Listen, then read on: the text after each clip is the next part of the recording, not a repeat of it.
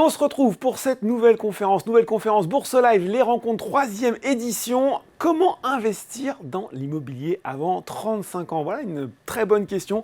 Et pour en parler avec nous, j'ai le plaisir de retrouver Xavier Royer, responsable relations clientèle distribution chez Swiss Life Asset Manager France. Bonjour Xavier. Bonjour Laurent. Déjà, avant même de commencer, tiens, on va faire les choses bien. Introduction, est-ce que vous pouvez, Xavier, nous présenter rapidement Swiss Life Asset Manager France, voilà, aux internautes, investisseurs qui ne vous connaîtraient pas? Exactement. Du coup, Swiss Life Asset Manager France est une filiale du groupe Swiss Life, qui est sûrement beaucoup plus connu de vos téléspectateurs. Et Swiss Life Asset Manager va avoir en fait deux particularités. Premièrement, ça va être une société de gestion immobilière. On est l'un des leaders européens sur le marché de l'immobilier avec à peu près 110 milliards d'encours sous gestion. Et on va gérer les 3 métiers de l'immobilier. Donc, on est présent vraiment sur l'ensemble de la chaîne de valeur immobilière. On a à peu près 1800 personnes qui sont dédiées sur le marché de l'immobilier. 6 pôles de gestion partout un petit peu en Europe. Et une autre particularité, on va être une société de gestion aussi bien immobilière que financière. Ouais. Donc vous et avez au les global, deux aspects. exactement. Ouais. Et au global, 250 milliards d'encours sous gestion. Bon, 250 milliards d'encours sous gestion. Une vraie expertise sur le sujet, ça tombe bien Xavier, parce qu'on entend beaucoup de choses sur le marché immobilier depuis le début de l'année. Pas forcément positif d'ailleurs. Alors là aussi, question simple, comment ça se présente pour le marché immobilier en 2023, au moment où on se parle? Alors, du coup, sur le marché de l'année 2023 et notamment du marché de l'immobilier, je scindrai ma réponse en deux parties. Ouais. Premièrement, sur le marché résidentiel, donc plus le marché du particulier. On le voit depuis l'été 2022, on a une baisse de volume des transactions, à peu près de 5,5%. Depuis le début de l'année en 2023, on est sur le même constat, toujours une baisse des volumes de transactions, même qui a augmenté. On est à peu près à -8 à fin février. Pourquoi? Parce qu'on a une remontée des taux, on a un contexte inflationniste. Et il ne faut pas oublier aussi, on est dans un contexte où vous avez la rénovation obligatoire, notamment de l'énergie, des appartements. Des bâtiments. Exactement, c'est ça. Très cher parfois. Forcément, ça coûte cher. Avec la remontée des taux, on peut se poser des questions du coup sur le financement. Ouais. Autre point, sur les prix, on voit qu'il y a une baisse aujourd'hui des prix de l'immobilier. À fin mai, on est à peu près sur une baisse de -0,3% sur du coup les indices de 9 mois. Ouais. Baisse qu'on avait prédit depuis de nombreuses années, ça y est, cette fois-ci on y est. Hein. Exactement, c'est ça. Sur la partie plus institutionnelle, donc le marché des entreprises, là on va être sur le même constat, toujours une baisse des volumes de transactions.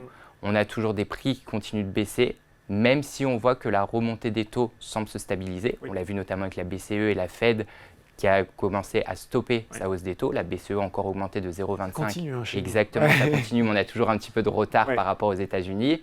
Néanmoins, on pense que la reprise devrait intervenir à partir du T4, donc à partir de la fin de l'année. Et du coup, ça peut être intéressant d'y aller en ce moment. Pourquoi? Parce qu'on le voit bien sur la partie des loyers, vous n'avez toujours pas de baisse sur les loyers. Au contraire, les loyers tiennent bon. Pour peu qu'en fait les immeubles soient bien placés, vous continuez à avoir une hausse des loyers.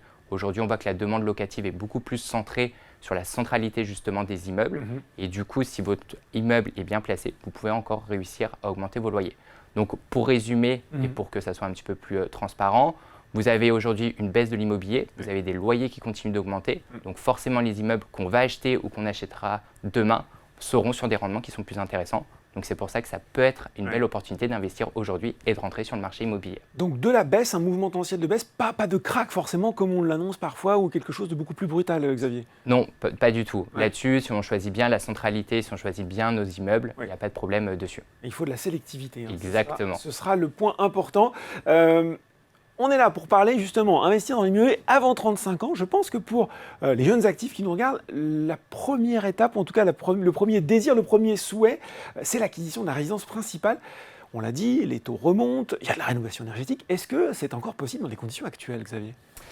Oui, c'est toujours possible effectivement d'acquérir un bien aujourd'hui, même si on voit que les conditions sont beaucoup plus compliquées que par exemple il y a un an. Pourquoi? On le voit, l'apport a pas mal augmenté. Maintenant, les banques demandent d'avoir un apport entre 20 et 30%. Très bon dossier, hein. Exactement, il faut avoir un très bon dossier. Avant, c'est vrai qu'on pouvait emprunter avec un bon dossier, mais on n'avait pas forcément besoin d'un apport.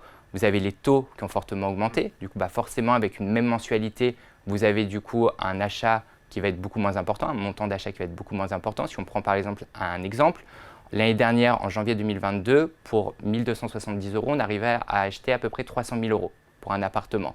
Aujourd'hui, avec des taux à peu près de 3%, vous ne pouvez plus qu'à acheter 257 000 €. Donc on voit bien que du coup, vous avez une perte sur le montant que vous pouvez investir et du coup sur l'achat de votre appartement. D'accord. Et après, point important, vous avez aussi tout ce qui est la partie notamment de l'immobilier. on se demande s'il n'y a pas une baisse aujourd'hui. Donc, est-ce qu'il ne faudrait pas attendre C'est ça, on peut se dire, tiens, finalement, pour investir peut-être à la fin de l'année ou l'année prochaine.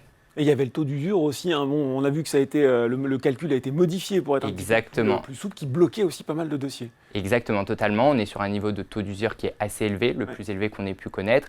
Et on voit bien que selon une étude récente de l'IFOP, seulement 9% des jeunes ont placé cette priorité de justement devenir propriétaire dans leur première place dans les 5 premières années à venir. Donc il y a un petit peu un changement 9% maintenant. 9% seulement, c'est peu. Oui, exactement, c'est peu, oui. C'est peu, effectivement. Et puis on pourrait parler aussi, on réfléchit pas mal en ce moment au gouvernement pour savoir ce qu'on fait sur le calcul du taux d'endettement, mais bon, ça concerne ça pas forcément non plus les jeunes actifs.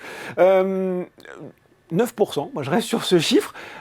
En revanche, du coup, il y a des jeunes actifs qui se disent « Et pourquoi pas finalement commencer par de l'investissement locatif ?»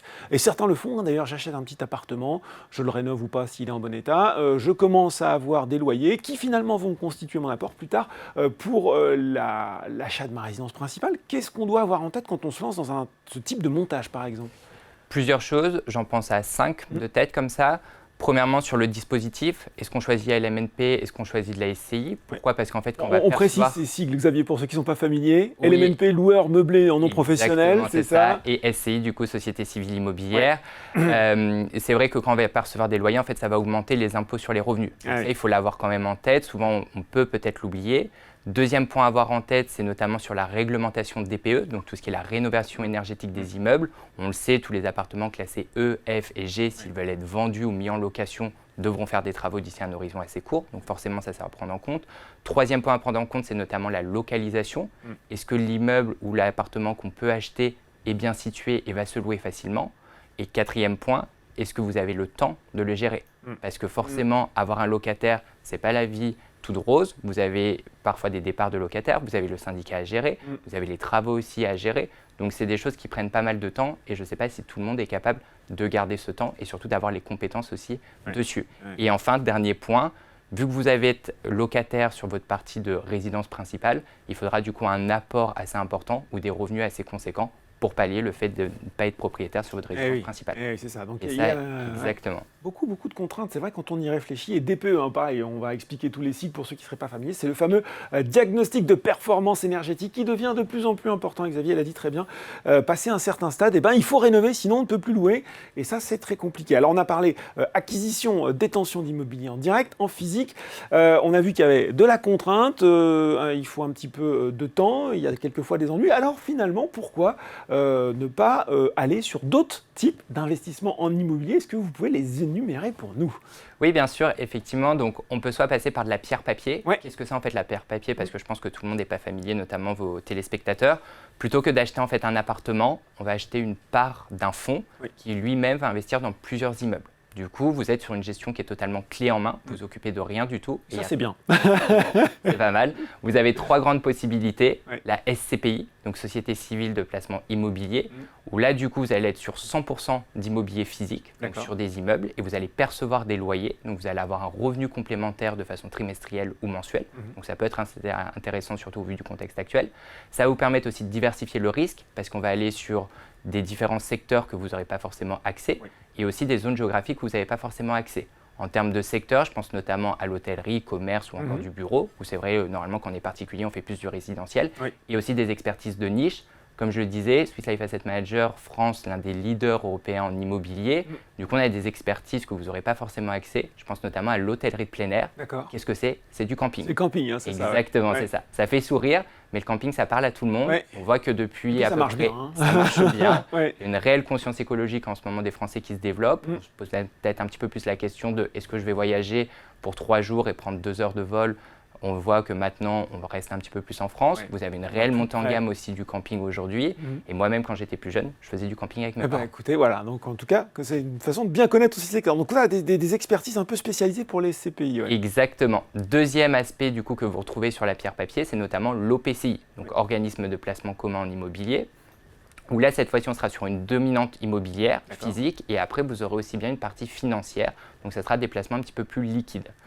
Et vous aurez c'est là où frais... la double casquette de Swiss Life Asset Manager, elle est intéressante Exactement, aussi. c'est ça.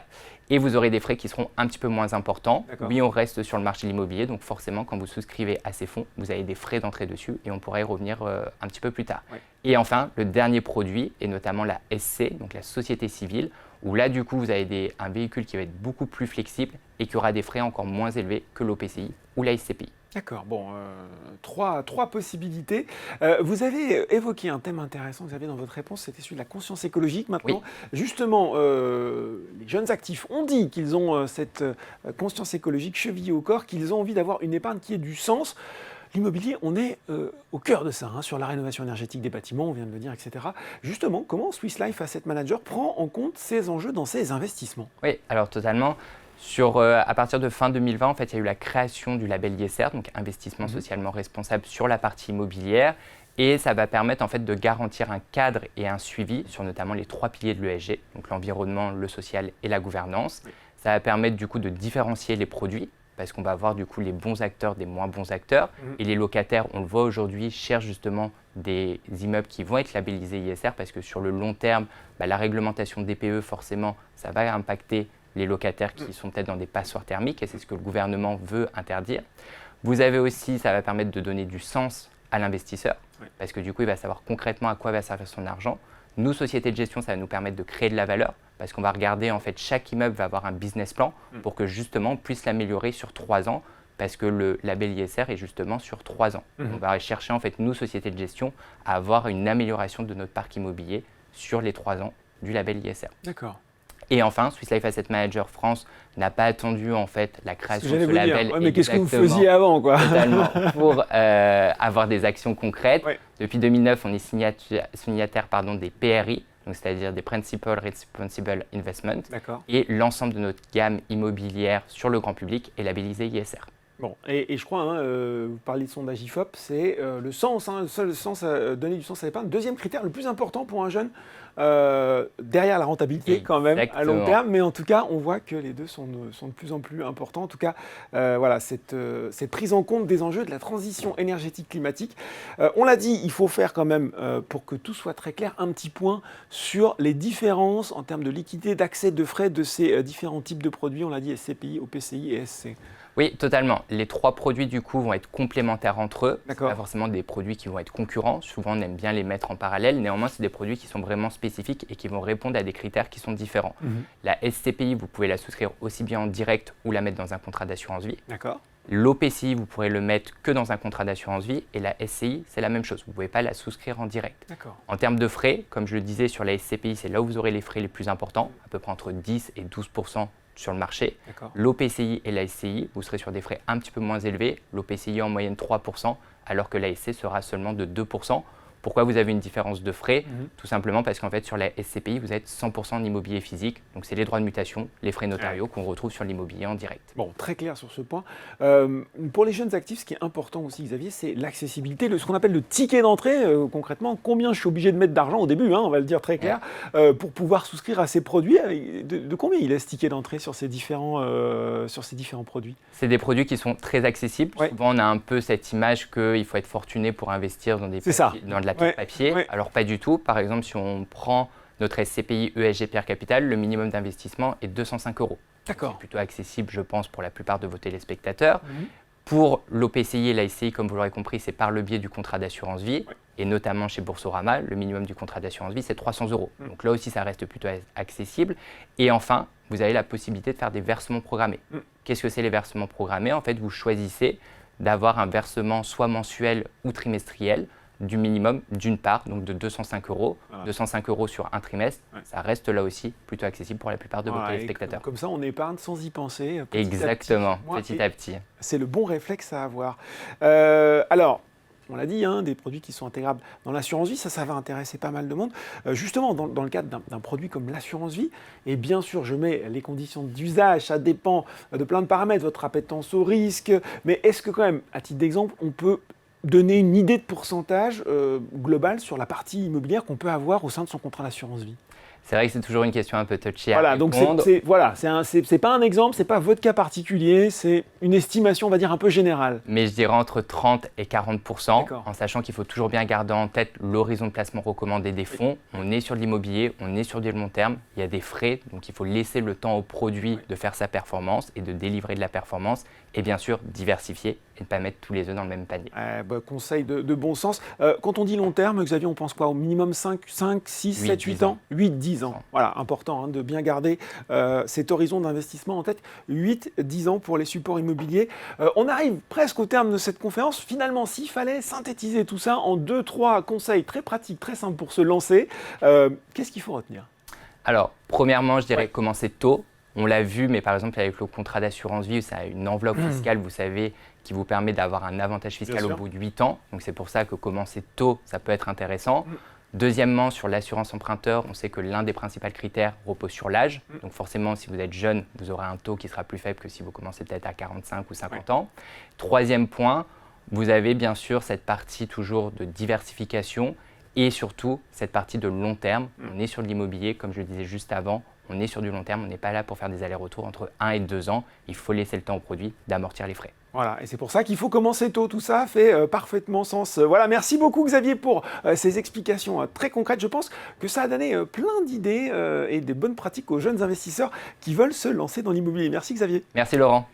C'est fini pour cette webconférence. Vous pouvez retrouver plein de choses, plein d'infos, plein de précisions complémentaires sur le stand de Swiss Life Asset Manager France. Donc allez-y, ils sont là pour vous répondre. Pour les autres, on reste ensemble pour le Bourse Live. Ça va être le moment d'Ecorama, mais on se retrouve en début d'après-midi pour une conférence où on parlera d'ESG et Private Equity. Là aussi, plein de choses à apprendre. Merci beaucoup et à tout de suite. Enfin, à tout à l'heure.